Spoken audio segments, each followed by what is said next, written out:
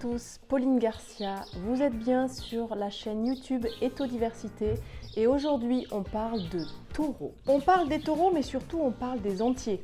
Donc cette vidéo, elle peut aussi concerner les propriétaires d'étalons, les propriétaires de boucs, les propriétaires de béliers, tous les mâles entiers présents dans nos élevages. Je vais vous donner les clés pour avoir un mâle épanoui et qui développe le moins possible de comportements déviants, d'automutilation par exemple, ou des comportements agressifs envers l'homme. Un mâle entier, épanoui, qui va développer le moins de comportements déviants et qui sera le plus paisible possible, a des besoins fondamentaux. Et le besoin évident, c'est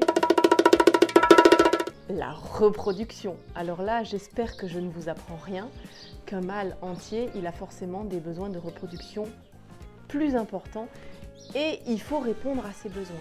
Parce que sinon, on va développer de la frustration chez l'individu et la frustration, souvent, entraîne de l'agression envers des congénères, de l'irritabilité, des animaux moins patients et aussi envers l'humain. Notre futur reproducteur sur la ferme, peu importe l'espèce, a besoin d'avoir déjà une éducation parentale par la mère et par le père stable, c'est-à-dire une mère qui va lui apprendre à se détacher et à petit prendre son autonomie et son indépendance, et un père qui va lui apprendre à développer sa musculature, simuler les combats, simuler des conflits et gérer des conflits. Donc un futur reproducteur qui évolue dans un environnement parental stable ou avec des adultes non apparentés mais qui peuvent jouer le rôle de parents est un futur reproducteur qui va avoir une stabilité déjà au niveau de ses codes sociaux, de son langage et de son expression corporelle. C'est fondamental d'avoir un animal qui connaît les codes de son espèce. Dans quel cas un animal ne peut pas,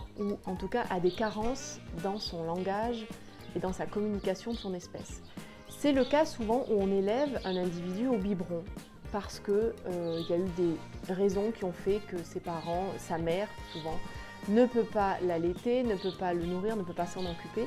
Et donc l'humain intervient et là, une relation particulière va se créer entre l'homme et l'animal. Je dis relation particulière parce que en fait, l'animal a besoin de repères pour s'identifier et le repère qu'il a en face de lui, c'est un humain qui ne ressemble pas du tout déjà physiquement à son espèce. Les codes ne sont pas les mêmes, donc on peut avoir parfois des problèmes d'identification et on peut avoir des jeunes qui sont un petit peu perdus et qui ne savent pas trop qui ils sont et ont du mal du coup à communiquer avec leur propre espèce et ont tendance aussi à développer une surprotection par rapport à l'humain parce qu'ils considèrent l'humain comme son partenaire social et parfois comme sa mère. Déjà, premier point, c'est d'avoir un futur reproducteur qui évolue dans son jeune âge avec une stabilité dans ses relations sociales, avec des congénères de sa propre espèce, des parents, des adultes non apparentés, d'autres jeunes également. Toutes ces classes d'âge vont apporter différentes sortes d'interactions et vont former le futur reproducteur. Deuxième point, pour avoir un mâle épanoui, c'est d'avoir un environnement qui répond à ses besoins aussi de stimulation sensorielle. L'environnement est fondamental. Plus l'environnement est enrichi, plus l'environnement est stimulant, plus le jeune apprendra à gérer ses émotions en fonction des situations qui s'offrent à lui. Je fais une petite parenthèse sur la vie sociale. Elle ne doit pas être épanouissante et diversifiée que dans son jeune âge. Il faut qu'elle soit diversifiée tout au long de sa vie. Le taureau, le mâle reproducteur, il a des périodes de saillie où là il va être très actif et très investi dans les relations sociales. En dehors de ces périodes de saillie, il a besoin d'avoir un harem autour de lui ou en tout cas des congénères avec lesquels il va pouvoir interagir. Dans ma ferme, en période de non-saillie, on regroupe nos taureaux entre eux et c'est la période de repos. Il n'y a pas une vache à côté qui peut les tenter et qui déclencherait des conflits. C'est une période vraiment pour eux où il n'y a pas de compétition. Les gabarits des taureaux sont différents, ça il faut en tenir compte. Donc il n'y a pas de compétition au niveau du gabarit. Très rapidement, la hiérarchie se crée quand on les met ensemble en dehors des périodes de saillie. Donc un taureau ou un mâle n'a pas besoin forcément d'avoir une femelle pour avoir des interactions, il peut avoir d'autres mâles et avec ces groupes de mâles dits célibataires, ils pourront interagir, se lécher, se gratter, passer des moments de rumination collés l'un à côté de l'autre, c'est fondamental pour leur équilibre émotionnel parce qu'un taureau ou un mâle isolé, c'est un mâle qui manque d'interaction sociale et qui va en chercher. Et souvent, il essaie d'en trouver auprès du soigneur ou du fermier ou du paysan qui vient s'en occuper tous les jours. Sauf que là, il y a un problème de communication. Le taureau est dans une recherche de besoins physiques et un peu intense et l'homme n'est pas en mesure de lui donner ce qu'il recherche. Donc forcément, il y a un problème de communication et d'attente et du coup, il y a conflit entre les deux espèces. L'humain va sévir, le taureau va s'agacer parce qu'on ne répond pas à ses besoins et on peut vraiment faire monter la pression dans ce couple homme-animal. Revenons sur notre environnement, des mâles célibataires qui sont dans une période de hors saillie, qui vont passer un peu de temps à se reposer, c'est important de leur enrichir cet environnement, si c'est en bâtiment, de leur mettre des brosses.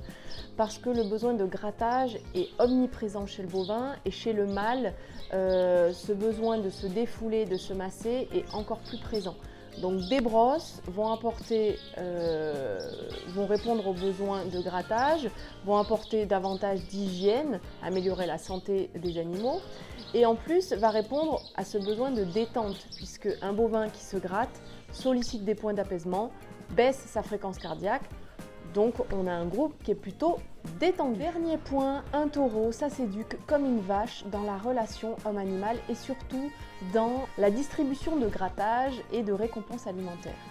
Si le taureau qui est un petit peu envahissant quand il est jeune, on trouve ça tolérable et on accepte cela, c'est-à-dire on accepte les coups de tête ou l'agitation du taureau qui vient réclamer son seau, eh bien l'animal va l'enregistrer et aura tendance à le multiplier et à le reproduire à chaque fois que l'on vient distribuer l'aliment ou qu'on lui propose une séance de grattage. Un taureau n'est pas plus dangereux qu'une vache, il y a beaucoup d'accidents lors des vélages avec des vaches surexcitées qui sont en train de protéger leur veau. Moi, je mets tout le monde dans une ferme. Le veau de 100 kg peut déjà me piétiner et me labourer le pied. Une vache peut me bousculer et avec sa corne me perforer. Et le taureau peut me charger et me mettre par terre et me ruiner. Donc ils sont tous dangereux potentiellement dans une ferme. Maintenant, à l'homme d'éduquer ses animaux et de lui autoriser certains comportements et d'autres non. C'est-à-dire que tous les quémandages de grattage, d'attention, d'alimentation ne sont pas autorisés et ne doivent pas être renforcés inconsciemment. C'est souvent l'humain qui ne se rend pas compte, qui renforce ces comportements de quémandage et après il s'en mord les doigts dans quelques années parce que le taureau est ingérable, la vache est ingérable et on est obligé de s'en séparer. Notre taureau, notre mâle, a un avantage sur lui, c'est la testostérone et ça lui apporte un petit changement de comportement, mais ça, si vous voulez le savoir, venez à mes formations de terrain ou prenez rendez-vous en ligne pour une séance de coaching et je vous expliquerai ce que produit la testostérone sur les mâles. Sur le terrain ou en ligne, je peux aussi vous parler de la perception des couleurs et il faut arrêter de penser que le taureau est excité par le rouge. D'après vous, c'est vrai ou c'est faux? Réponse sur le terrain ou en ligne. Bon, je vous avoue tout, j'ai un gros faible pour les taureaux. Pas pour les personnes du signe du taureau, pour la bête, pour le bovin. Je suis toujours impressionnée par leur masse musculaire et par le sol qu'ils font vibrer lors de leur déplacement.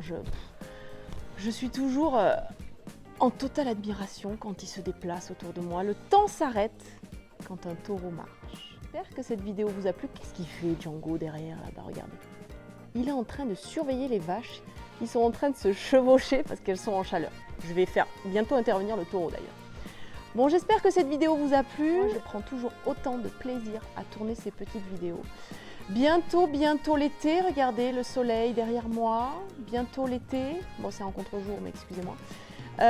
Bientôt les vidéos dehors. Donc ça sera sympa aussi de faire des tournages en plein air, en extérieur, dans les montagnes. J'ai hâte. Salut et à dimanche prochain. Ciao, ciao!